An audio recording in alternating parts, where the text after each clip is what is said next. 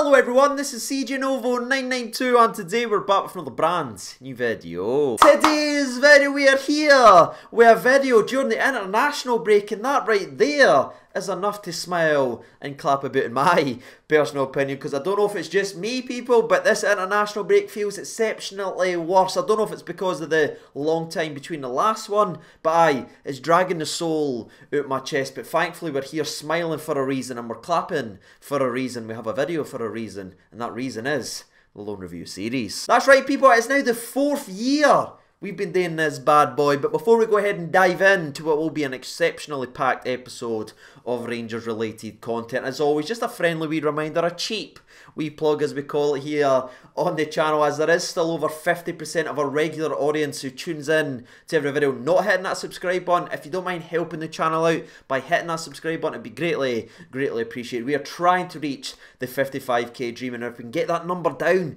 even a little bit, that will greatly help us on our frickin' way. But YouTube hangs and all that to one side, let's get in to the actual video then, shall we? And just in case you haven't seen one of these videos before, we're not going to speak about every single player that's out on loan. It's going to be most of the players in and around the first team. A couple of the youngsters that came up and has worked with the first team, etc. That is who we're going to be covering and giving you information on, because if we sat there and we spoke about every single player out of the whole football club that's out on loan, honestly, we'd be here for 2+ hours and nobody wants to see that for that long. But getting into business then, shall we? We're going to be speaking about Mccrorie now. The last time we made this video earlier on in the season, this was Ross to start the episode off, but now he's a part of the transfer swap deal with Scotty Wright in January. Ross Mccrorie is no longer a Rangers player by any stretch of the imagination, so he's off this list. But his brother's still on, and that's Robbie, and that's where we're going to be starting today's video off, because I think every single one of us who's paid attention to this laddie's career, and if you've watched this channel and you've been on this journey with us speaking about these loan review series, this is a guy now that's getting himself experience and who's getting put in the positions to one day be the guy at Rangers. So everyone's hopes were very high coming into this season. And I think given the expectations going into this season, now that it was his first season starting in the top flight of Scottish football with a team, obviously he spent the previous season there with Livingston Football Club, but this was his first start. This was supposed to be the breakout year for Robby Mccrorie, and it's not quite happened, and that doesn't necessarily mean he's flopped either. By the way, and I do want to actually bring this up, because everyone's saying, oh, he's not playing every week, oh, he's flopped, blah, blah, blah, he's not good enough. No, that's not for me. If you actually pay attention to when he's playing, he is putting in performances. But Livingston's season was a bit of a mess to start off with. Obviously, Gary Holt left early on in the season when they couldn't kick their own arses, and then Martindale came into the squad, and this guy just gave everyone a shot, which also includes splitting the goalkeeping duties right down the middle and giving both goalkeepers valuable game time, which, yes, is very unconventional, but that's what Martindale is as a manager. And that's not even me taking digs at him either, by the way. I think he's an absolute breath of fresh air in this league, and you just see the way the club's rallied behind him, the players have rallied behind him. He's clearly doing something right, and not one person's moaning about playing one week or the other.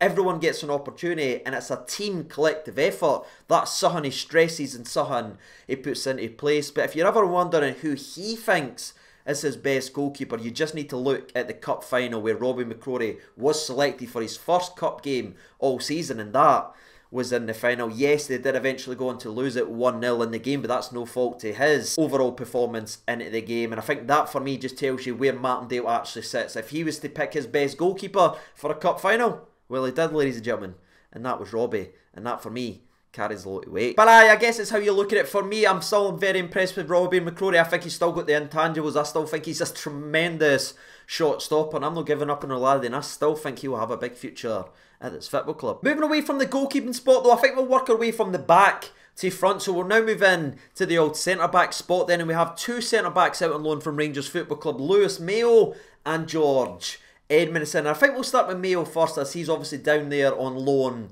to Dunfermline, and if you look at his season so far, he's played a similar amount of games as Robbie that we just mentioned, but he's played 17 games in all competitions from Dunfermline this season, and as we mentioned, he is a centre-back. We all know, we've seen the guy, and we've been impressed by the guy, and a couple of times we've seen him play in the first team, but it's just unfortunate, ladies and gentlemen, out on loan he's not getting that experience of playing week in and week out at centre-back, because he's only played centre-back twice in those 17 games. The majority of the time has been split, playing centre defensive mid alongside Stephen Whittaker, by the way, and at right back playing 7 times in either position. And again, he's not been like, oh my god, have you seen what he's done there, or what a performance that is. I think he's been consistent and been one of the most solid players, but again, he's playing out of position for the majority of the season. I don't know how much more he can do. I'd have loved to have seen him getting a run at the centre back spot, but again, needs must. And again, he's doing a job at right back, he's doing a job at centre defensive mid. So for me, this one is just a solid line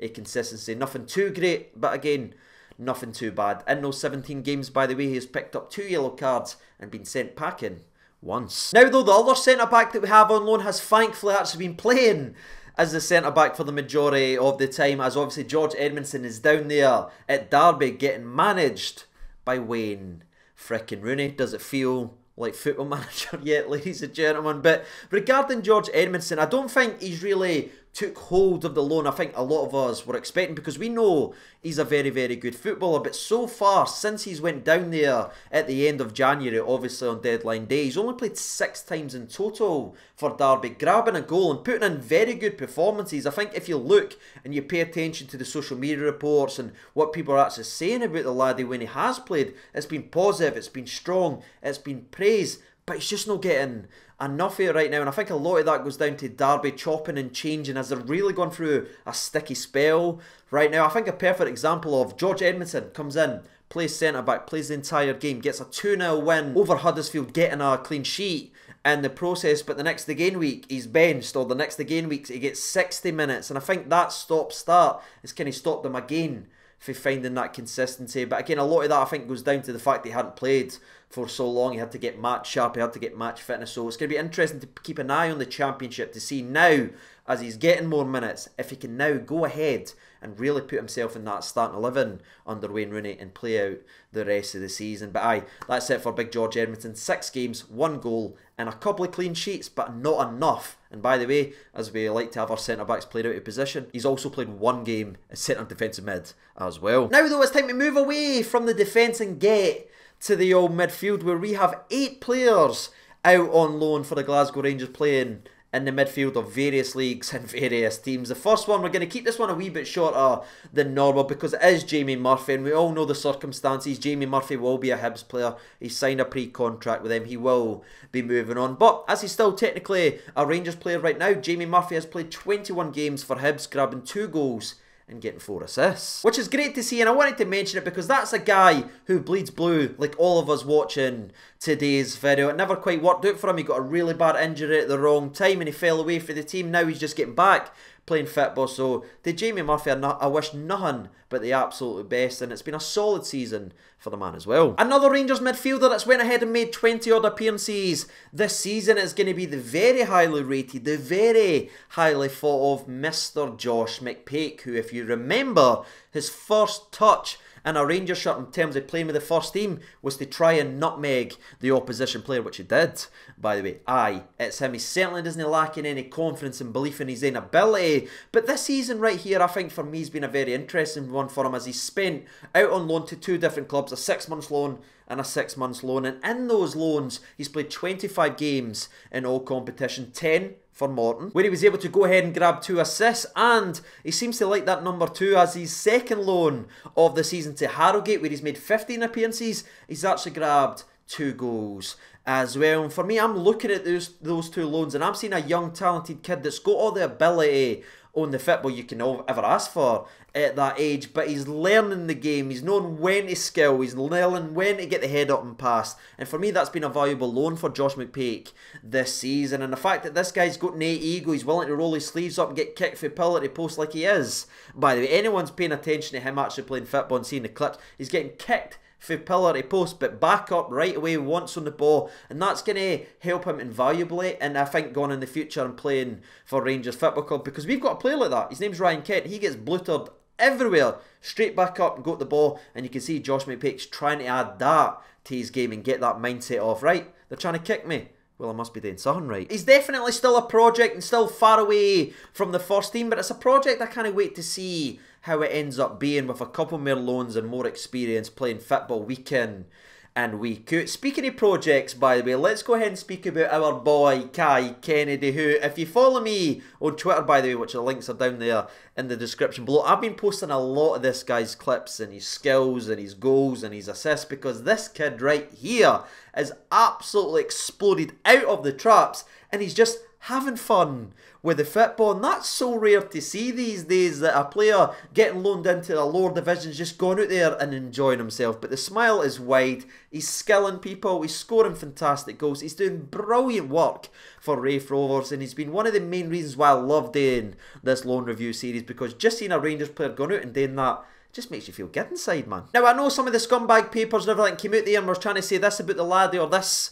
about the laddie, but this guy has a bright future at the football club, and that's shown by the fact that before he was loaned out, he signed a long-term contract extension. He's thought of so highly behind the scenes, we've heard that many times, and now we're seeing him playing week in and week out for Raith Rovers like this. We can understand why. It's been an absolute joy watching this lad. He's played 22 games in all competition for Raith this season, grabbing 2 goals and having 5 assists to his name, which again isn't necessarily jumping out and being like, wow, that's unbelievable stats. But again, stats never tell you everything. He's a threat every time he gets the ball. He's commanding double teams. He's getting kicked for ability post again. But again, he's got that belly. He's got that enjoyment with the football. And he's having a fantastic loan. And that's going to be amazing for this guy's development. And as we are speaking about the youth players right now, I think it's time to transition in to speak about a former youth player who spent the entire season in the top flight of Scottish football by the name of Mr. Stephen Kelly. And I've mentioned this guy a lot of times, especially for the Ross County previews and everything like that, because to me, this is a name that shouldn't be forgotten by Rangers fans, because this is a guy that loves the club, who has got maybe the ability on the football, right? We know he's very good at set pieces. We know he can ping a 30-yard beautiful pass into the wings. We know he's good on the ball, but the question was he able to do the dirty side of the game? Well, if you've been paying attention to the SPFL this season, and especially Ross County, you have seen Stephen Kelly add assets and everything to his game that he badly needed if he's to ever get near this first team, because for Ross County, who are again down there in that relegation dogfight, every game has been a battle, every game has been a fight, but that right there has been brilliant for this guy's experience, because he's adding that scrappy bulldog ability to the already fantastic passing range and fantastic set pieces, and going out there and playing week in and week out at this age, at that level, for a team that is in the relegation battle, is massive. And he's played 24 games this season for Ross County, grabbing 2 assists as well. No free kick goal just yet, but you never know, it could be over the next couple of days, maybe to keep them in the league. Keep an eye out for that one. But I think if you just want to know anything about this lad, and if you want something to jump out at you right away, go back and look into or read in to the Ross County versus Celtic games where Ross County bet Celtic. You will see a Pitbull Rangers loanee going out there and bossing the midfield, getting stuck into challenges, pinging passes, being good on the ball, that when he gets it, he's no panicking and giving the ball right away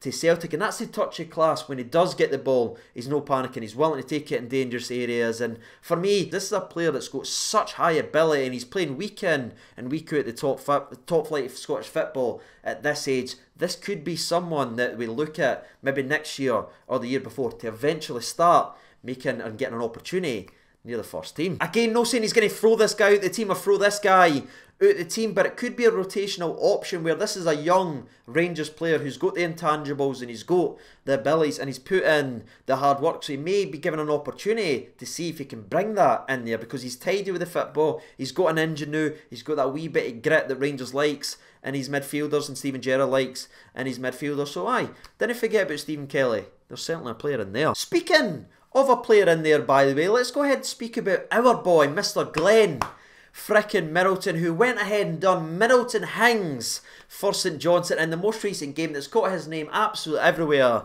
regarding Scottish football. There's a brilliant moment for that laddie as well, because he is the one who scored the goal that got St Johnstone in to the top 6 with a late goal in the game. That there is big, and I think if you look at that finish, you can see what that laddie is all about. He doesn't need to get his head up to look at where the goal is or the goal is. He just knows where it is, and he showed us that a couple of years ago versus Spartak Moscow in the Europa League. He's got that in his game, and he's got ability, and it was great to see him start to show it again for St Johnstone. But regarding his overall loan, we've also not seen a lot of him. I'm not going to beat around the bush. It took a while to get him up to the match sharpness and everything that Callum Davidson wanted. He's actually only made 5 appearances for St Johnstone since his late move in the window. But I think if you look at those substitute appearances, you can see him getting more minutes and more minutes and more minutes, and that's obviously led to him being a vital part in St Johnstone now, getting that goal and getting into the top 6. That's brilliant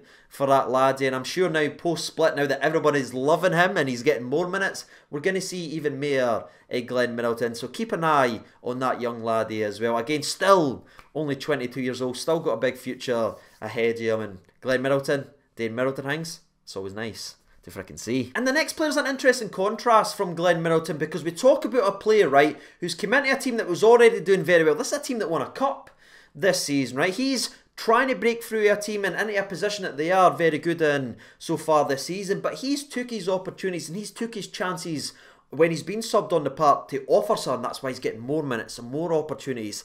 But the interesting contrast is looking at Jake Hastie this season, because it's the exact opposite. Because let's be honest, we all know Motherwell has been absolutely bogging this season, like beyond freaking belief, and they've been on that downward spiral all season long. And I think Jake Hastie trying to get in and get consistent game time is just kind of met like that, and they've just missed each other in the middle. It's just not worked at all, ladies and gentlemen, for Jake Hastie, who again was just trying to get back playing football to show us all what he was all about. But he's not been able to, ladies and gentlemen, when he has came on the park and when he has been given opportunities, he's not been able to show a spark like a Glen Middleton or take a game over by the scruff of the neck, and that's why we've only seen him play 11 times this season. And if you want a perfect example of what's gone wrong at Jake Hastie, in Motherwell's last 10 games, he's been a sub and he's only been used in 1 of the last 10 games. And again, that says it all, unfortunately, for Mr. Jake Hastie. And that's a shame for a laddie, because it's never nice to see something no quite work out. But thankfully we're able to jump to the other side of the scale again, because I want to move over and speak about Mr. Brandon frickin' Barker, the boy, the man, the myth, who left on loan obviously just before deadline actually passed, and he went down to Oxford, and so far for Oxford he's been absolutely brilliant, and that puts a smile on my face, and that does make me happy, because not only did he have a wonderful assist on his debut, he had a wonderful goal as well that he scored for Oxford. He's just shown what the lad is about, and that's pace, the ability to beat somebody, and the opportunity to throw something into the box. He's not been asked too much to actually get in the box and be the difference to the team that we need him to be, like in our team. He's just go out there, cross a ball in and make somebody miss, and that's what he's been doing, and it's worked so well at Oxford. It's been a fantastic fit for a laddie, and again, it's just nice to see him playing so well, and playing, whether it is again starting a game or coming on from the bench, he's getting consistent game time, and he's clearly smiling from ear to ear and enjoying his football. And I think given the fact that maybe that league's fitted him better, and that team certainly plays